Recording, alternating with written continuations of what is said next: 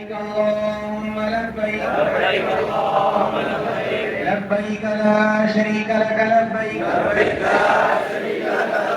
إن الحمد والنعمة لك والملك لا شريك لك لبيك اللهم لبيك.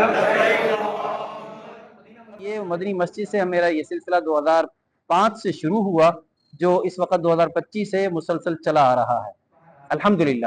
یہ تحدیث بن نعمت ہے. اللہ تعالیٰ کا شکر ہے کہ اللہ تعالیٰ مجھ سے یہ کام لے رہے ہیں. اکثر ہمارے ہاں سیکھنے کا فقدان ہے، لوگ سیکھتے نہیں ہیں. ہم لاکھوں روپے خرچ کر رہے ہیں حج پہ عمرے پہ، لیکن یہاں سے حاجی سیکھ کر نہیں جاتا. وہاں جب پہنچتا ہے اور پھر اسے احساس ہوتا ہے، وہاں سے آنے کے بعد پھر وہ آتا ہے، پھر کہتا ہے قاری صاحب ہم سے بہت بڑی غلطی ہوئی، بہت بڑا نقصان ہوا کہ ہم سیکھ کر نہیں گئے، کاش کہ ہم سیکھ کر جاتے. تو انہی چیزوں کی بنا پر الحمدللہ پہلے تو ہمارا یہ حج کا سلسلہ چل رہا تھا، سالانہ پروگرام تھا. ظاہر سی بات ہے کہ حج سال کے اندر ایک دفعہ ہوتا ہے اور اس کے بعد عمرہ جو ہے پورا سال چلتا ہے.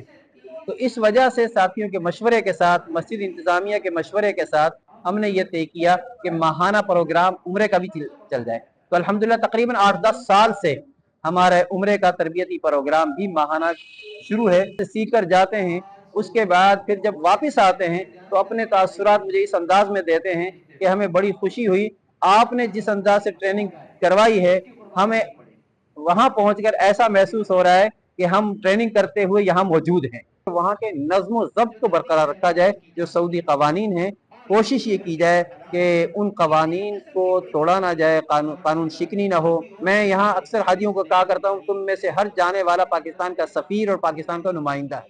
حضرت جو ہے وہ رابطے میں بھی رہتے ہیں، ان کا نمبر ہمارے ساتھ ہمارے رابطے میں رہتا ہے. اگر دوران حج بھی اگر ہمیں کسی مسئلے کی ضرورت پڑتی ہے ہر وقت اویلیبل ہوتے ہیں.